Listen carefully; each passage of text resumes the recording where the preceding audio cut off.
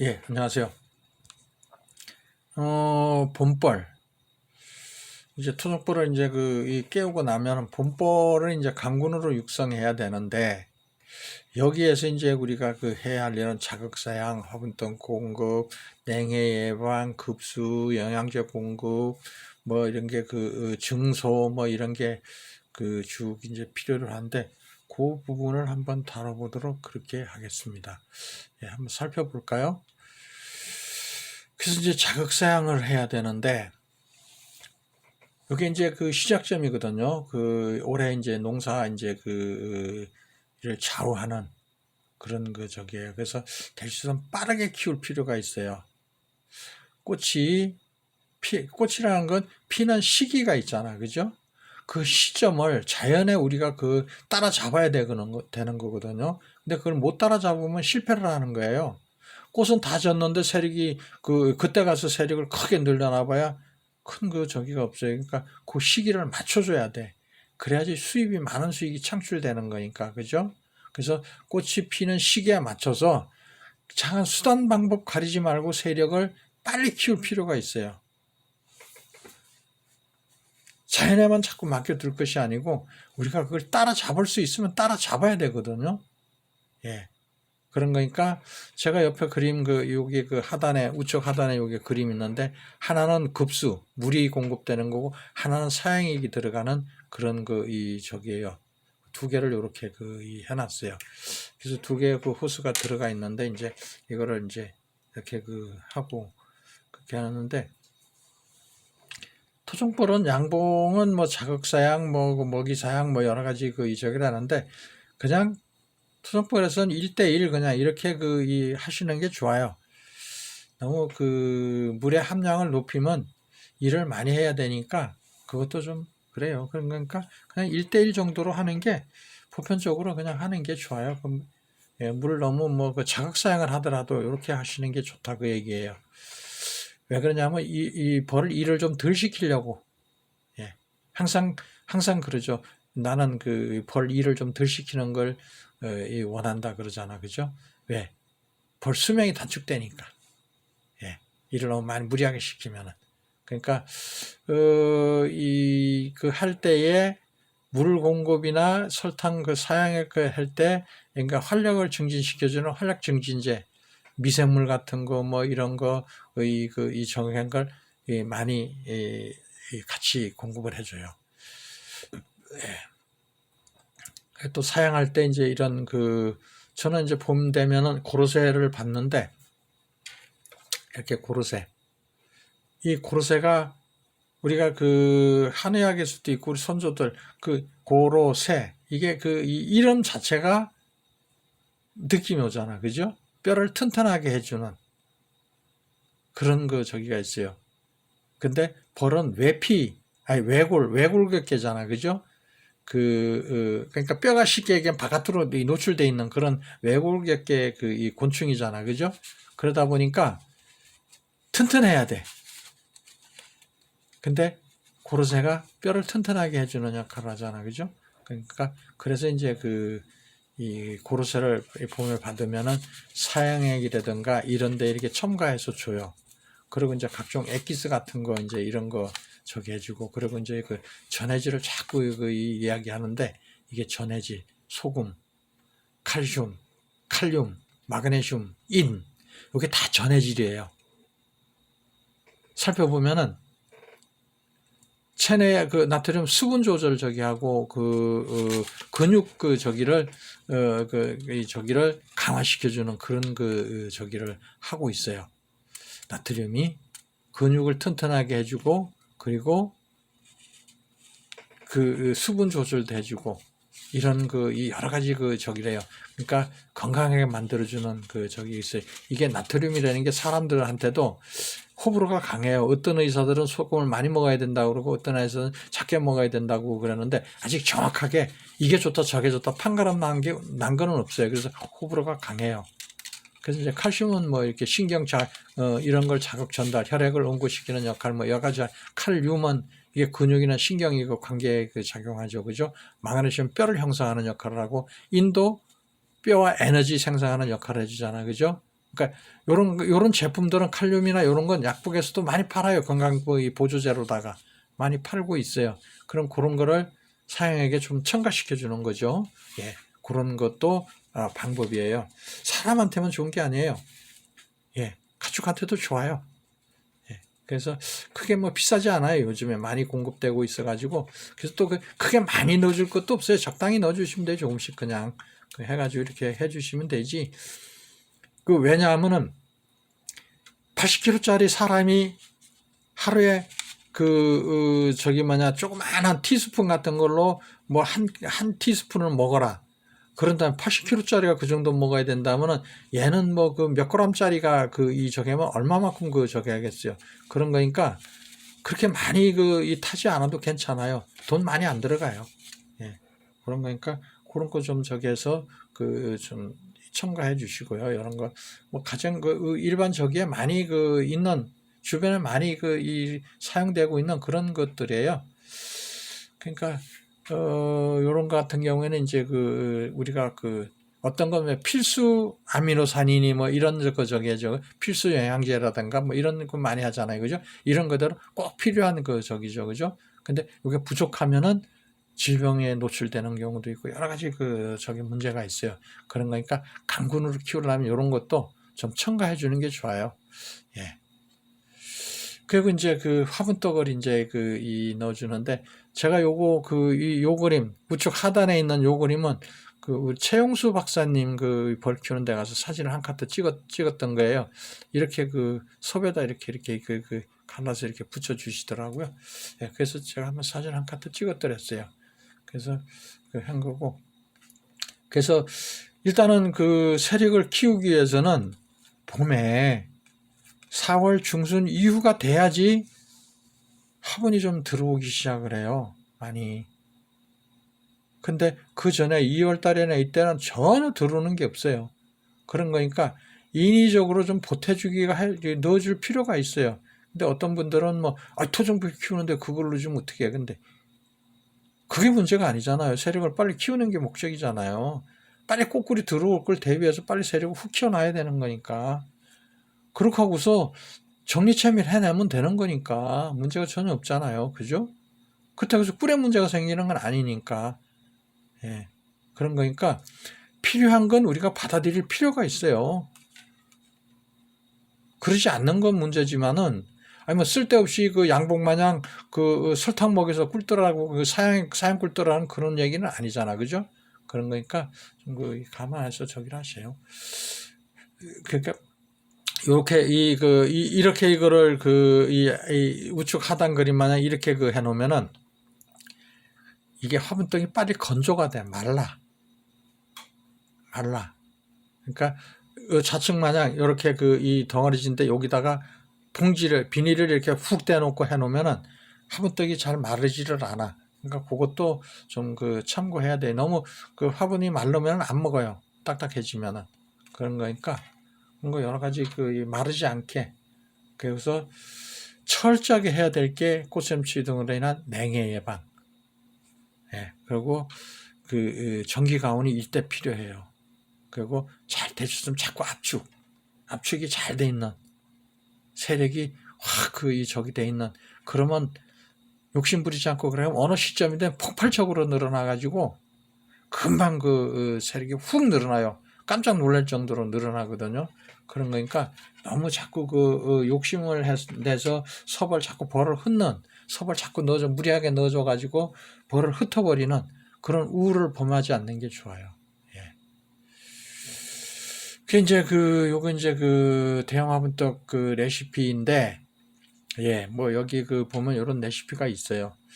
그리고 이제 요런 저기가 부자재가 있고 그런데 저는 이제 미생물을 첨가해요. 이렇게 미생물도 뭐 유산균, 효모균 뭐 이런 거 비염 활성수라든가 이런 걸로도 해서 이 화분떡을 이렇게 해요. 그러면 요거 이 레시피의 이 기본적인 비율은 여기서 보면 부자재가 있어요. 설탕을 뺀 나머지 부자재.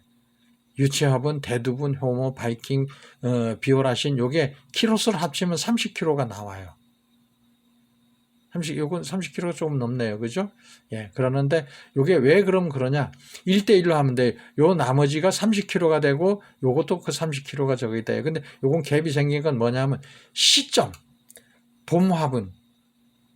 봄에 봄에 먹이는 화분떡, 여름에 먹이는 화분떡, 가을에 먹이는 화분떡. 그것 때문에 약간의 비율 차이가 있어요. 그렇지만은 그냥 우리가 통상적으로 1대1로 보면 돼요. 1대1로 보면 돼요. 그래서 요거 같은 경우에도 그 보면 70. 예, 요건 이제 요것도 저기가 설탕의 비율이 조금 높죠. 그죠? 예. 근데 비오라신이라든가 이게 이제 조금 더 몇 킬로 더 들어가요. 거의 근사치 1대1 정도가 돼요. 그냥 통상적으로 우리가 그 했을 때 1대1 정도다. 예, 부자재하고 설탕 비율은 1대1 정도다. 그렇게 하시면 돼요. 그게 물은 이제 많이 넣지 않아요. 조금 넣어요. 근데 그거를 BM 활성수 그걸 넣는 거죠. 그래서 여기 보면 봄벌이나 여름벌에 따라 결정하는데 효마 대두부는 1대1로 본다. 이제 저기하고 효모 들어가는 거 이제 1대1 이게 저기고.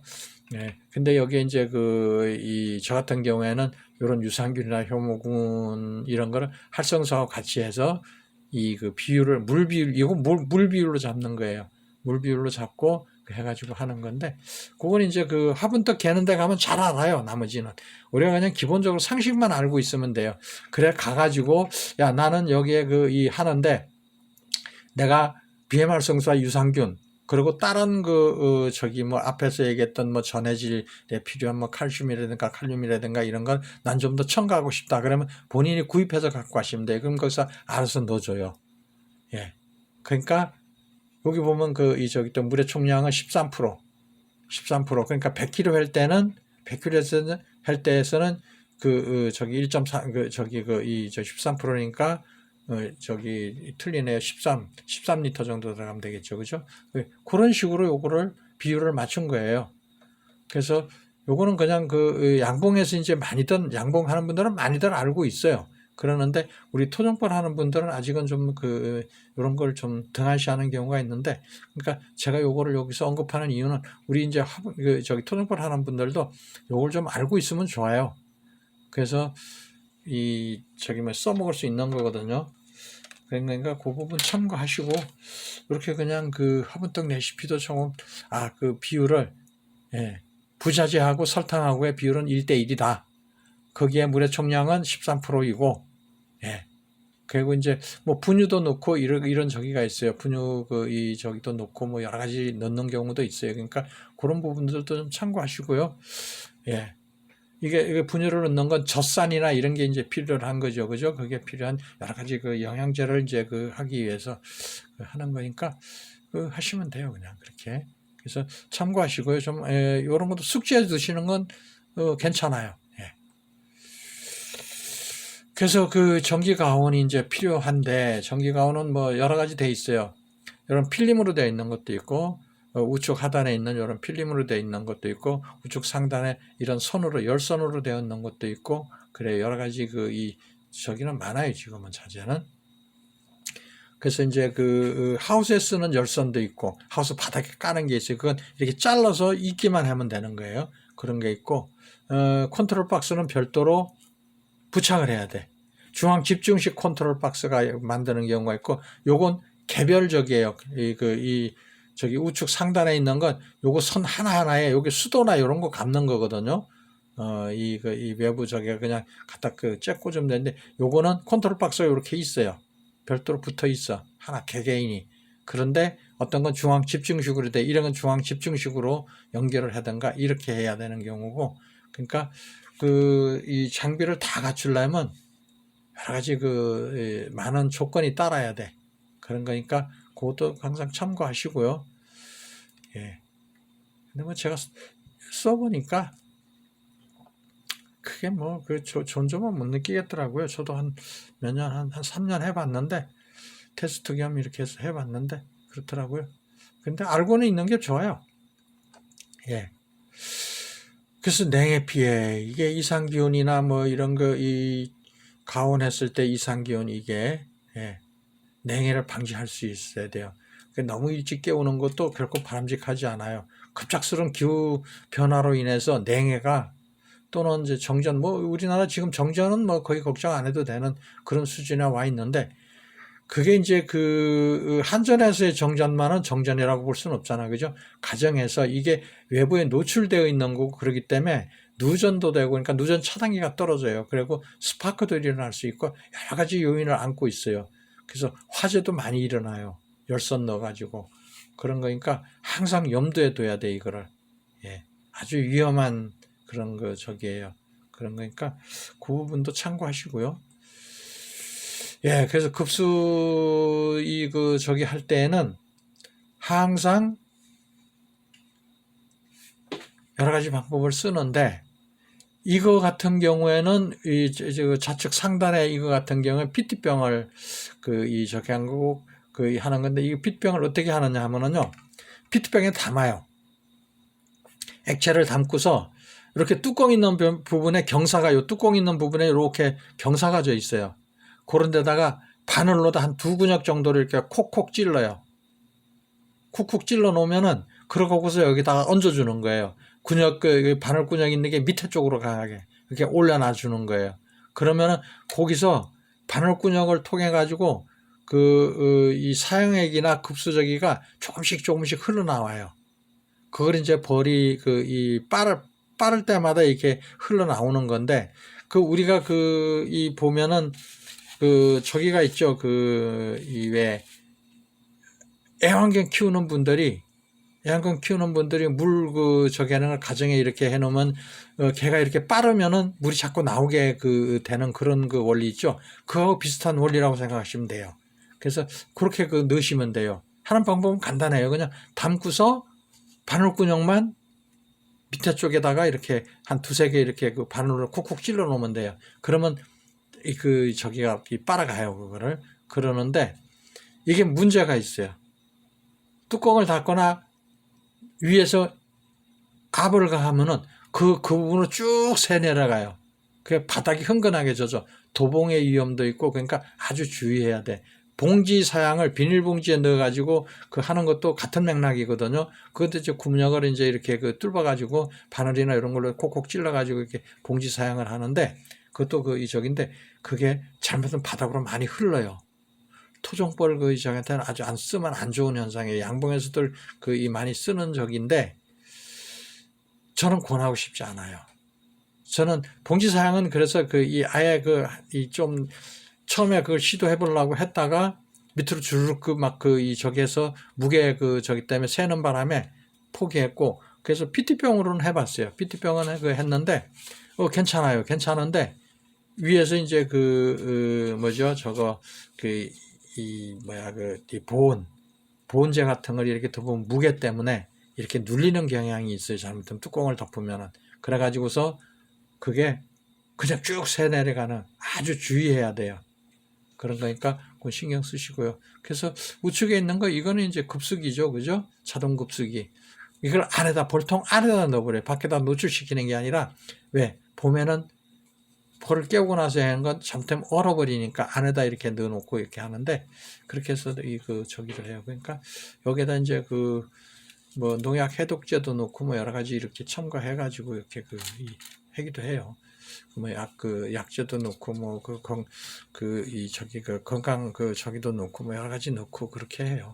그리고 이제 이거는 뭐 이런 저기는 이건 엑기스예요. 엑기스를 같이 넣기도 해요. 급수할 때 조금씩. 결국 필이 소금 이제 전해질이죠, 그죠? 예, 그것도 넣기도 하고 그렇게 해요. 예.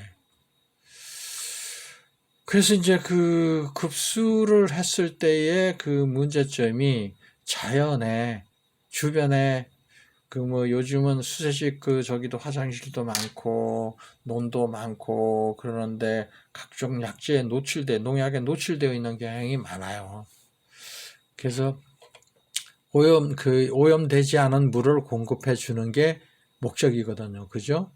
그래가지고 그거를 보완해 주기 위해서, 오염되지 않은 거를, 그래서 이제 급수를 시작하는 거고, 예, 그래요. 그래서 지구가 많이 병들어 있죠. 그죠? 예, 죽어가고 있죠. 그래서 여기 보면 제가 요걸 저기에서 보고서 한 카트 재밌어서 한 카트 넣었어요. 요거는. 그리고 이건 이제 모든 먹이사슬은 피라미드 형태를 이루고 있죠. 예, 인간 사회도 마찬가지고 모든 저기는 피라미드 형태가 돼요. 최강자가 맨 위에 있는 거고 가장 약자가 맨 밑에 있는 거죠. 그죠? 근데 미생물의 최 1단계 생산자는 식물이에요.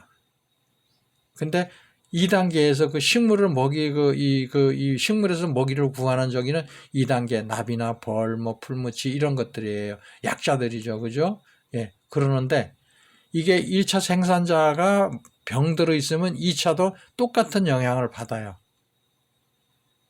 그런 거니까 제가 자꾸 미생물, 제가 자료를 많이 올려드렸는데 미생물이 그래서 좋은 거예요. 그걸 보완해 줄 수 있으니까. 지금은 농법도 미생물 농법이 많이 이용되고 있고 축산에서도 미생물이 많이 이용되고 있어요. 그래서 우리 벌도 가축이잖아, 그죠? 여기도 미생물을 많이 사용할 필요가 있어요. 예. 그런 거니까 오염된 어쩔 수 없어요. 지금 환경 파괴가 워낙 많이 되고 있고 그렇기 때문에 예. 그거를 보완해 주는 방법은 딱 한 가지예요. 급수. 영양제 공급이에요. 영양 공급. 각종 미생물. 약으로 해야 할 문제가 있는 거고, 미생물로 치료해야 할 문제가 있는 거고, 저기가 다 달라요. 미생물이 필요한데 약을 아무리 써봐요. 소용없어요. 효과를 못 봐요. 예. 그런 거니까, 저기라는 건, 건강이라는 건 적재적소에 필요한 모든 저기가 원만하게 공급이 되었을 땐 건강해지는 거예요. 그래서 미생물 잠깐 워낙 제가 자료를 많이 올려놨기 때문에 잠깐 언급하자면 모든 동식물의 구성 요소예요. 사람도 미생물로 이루어져 있어요. 모든 건 그래요. 기본이에요, 이게. 그렇기 때문에 미생물이 없으면 생존할 저기가 없어져요. 그래서 미생물 생존 저기가 활성온도예요, 활성. 미생물은 이 영하로 떨어지기 전에는 그냥 멈추어 있어요. 멈춰 있고 활성을 멈추고 있다가 36도 사람 체온, 34도, 35도 여기서 가장 활성도가 높아요. 근데 40도가 넘으면은 0도 되기 전까지는 멈추어 있지만은 잠자고 있지만은 40도가 넘어가면 사멸이에요. 죽어요. 죽으면 그때는 아무 의미가 없어요. 다시 살아나질 못해요. 그러니까 멈추어 있는 거하고 죽은 거하고는 그 맥이 틀리는 거예요. 예. 곰은 겨울을 나잖아. 그죠? 하는데 겨울을 날 때 모든 장기나 이게 멈추는 건 아니지만은 최소의 보존만 하고 있잖아요. 그죠? 게다가 어느 정도 조건이 되면 활성화되는 거. 이건 적인데 곰이 죽은 거는 다시 살아날 수 없는 거예요. 네. 그리고 숙성과 부패는 질적으로 틀려요. 그래서 숙성은 맛있게 익어가는 거. 그러면서 거기에 들은 미생물을 이거는 생존에 있는 거예요. 근데 부패는 썩어서 없어져가 완전히 다른 물질화가 되는 거예요. 다른 물질이 돼버린 게 부패예요.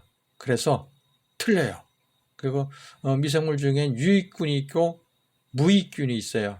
아무 의미가 없는 그런 게 있고 유익균은 뭐냐면 아주 우리한테 필요한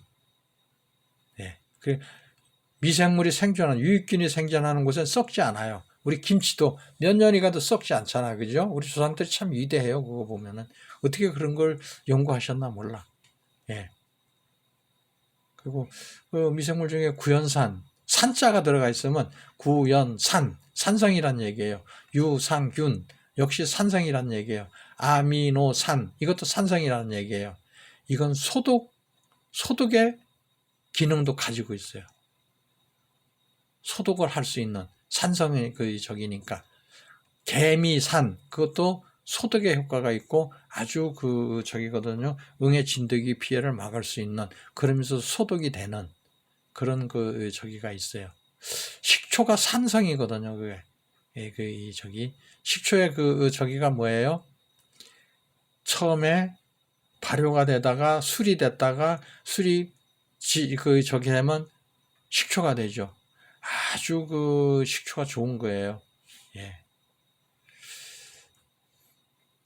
각 시군에 이렇게 그 농기센터에는 이런 게 있어요. 이 미생물 그 배양소가 있어서 공급해줘요.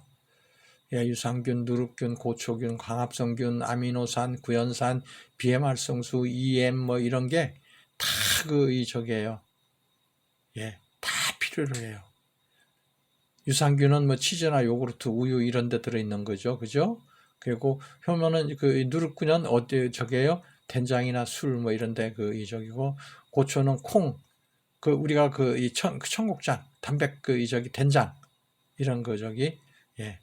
광합성균은 당도, 착색, 악취 감소 이런 이 기능을 하고 있고, 아미노산은 소독제로 쓰여요. 구연산도 마찬가지 소독용으로 많이 산자가 들어가 있잖아, 그죠? 예. 산자가 들어가 있으면 소독용으로 많이 사용되고 있어요. 그래서 우리 충주 저기에는 이제 제가 이건 다 연구 사업을 했기 때문에 다 공급받는데, 예, 해보니까 참 좋아요. 그래서 이제 이 공급 방법은 여기 저기 했는데, 봄벌 깨우기 전후 저게 사용의 급수에 혼합해서 쓰고, 엑기스 농축. 이건 이제, 우리가 화밀이라고 그러죠. 꽃에서 따오는 꿀, 과밀, 과일에서 따오는 꿀. 이걸 이제 저기 분리해서 저기를 하는데, 과밀에 있는 영양소는 과일에 들어있는 각종 이 당분이라든가 영양소가 함축되어 있어요. 그래서 이제 엑기스 저기라면, 요 밑에 그림은 이제 보면은, 엑기스를 어떤 걸 먹이냐에 따라서 이렇게 이 조수하는 색깔이 틀려요. 그래서 여기 보면은 요게 불구스름한 게 있어요. 가운데 요거는 뭐를 먹이느냐 하면은 옷 엑기스를 먹였더니 요렇게 됐어요. 요런 이 색깔이 나왔어. 근데 여기에서 까만 게 있어요. 요거 좌측 요거 뭐 가운데 보면 까만 게 있는데, 이건 뭘 먹였느냐? 은행 엑기스를 먹였어요. 그리고 나머지는 이것이었는데, 왜 이거를 저기를 하냐면은, 밀랍을 분비하기 1kg를 분비하기 위해서는 꿀이 8kg가 필요로 하거든요. 그죠? 그런 거니까 밀랍이 꿀하고 가장 밀접한 관계가 있는 거야. 그러면은 내가 왜 이 옷 엑기스를 먹였느냐 하면은, 옷 성분은 미라를 만들 수 있어요. 각종 이 바이러스나 이런 저기가 안 되게끔, 침범을 못 하게끔, 이런 데서 자란 유충이나 벌은 건강한 거죠. 그죠? 그리고 은행 이 저기는 왜 내가 먹여봤느냐 하면은, 이건 테스트를 하기 위해서 먹인 거예요. 그랬는데 왜 먹였느냐 하면은, 은행은 살충제로도 많이 쓰여요. 그걸 은행하고 뭐 이런 걸 저게 설탕이나 이렇게 엑기스를 만들어 가지고 타가지고 이렇게 분무기에 물하고 타가지고 이렇게 농작물에 뿌리면은 살충 효과가 있어요. 근데 나는 처음에 이게 벌이 안 먹고 문제가 생길 줄 알았어요. 그런데 의외로 효과가 좋더라고요. 예, 소독 효과. 은행나무는 화석식물이라고 그러잖아. 그죠? 우리 벌도 화석곤충이에요. 이 기록에 나와 있는 것만 해도 뭐 한 2만 년 전 화석에도 이렇게 있는 그런 적이죠. 속시식물이 나면서부터 벌이 있었으니까. 예. 그래서 이런 거 보면은 이 엑기스나 미생물을 먹이는 게 이렇게 조수에 직접적인 영향을 줘요. 그런 거기 때문에 굉장히 좋은 거예요. 제가 시각적으로 보여드리는 거예요. 이거는 자료, 동영상도 있고 여러 저기가 있는데, 예, 그러니까 한번 참고하셔서 많이 쓰시는 게 좋아요. 예. 그래서 정리하자면, 봄에 이제 이 벌을 강하게 키우려면은 일단 각종 영양소라든가 압축이라든가 이런 먹이장 관리, 봄에가 제일 중요한 거거든요. 그런 거니까 그런 거 좀 세세하게 살피셔서 봄에 일찍 빨리 꽃이 아주 만발하기 전에 탁 벌을 강군으로 키워 대기하고 있는 거죠. 그러다 꽃이 막 만발하고 꽃꿀이 막 올라 그러면 그 전에 정리채미를 한두 번 해주고서 해내버리고서 그건 설탕 들어있는 거니까 그 빨리 빼내버리고서 꽃꿀을 확 받는 거예요. 그래가지고 수입을 많이 올리는 게 최고거든요. 그러니까 분포를 아주 강하게 키우는 게 최고예요. 한 해 농사를 결정짓는 거잖아. 그죠? 그래 분봉도 많이 할 수 있고. 예, 이상 마칩니다. 감사합니다.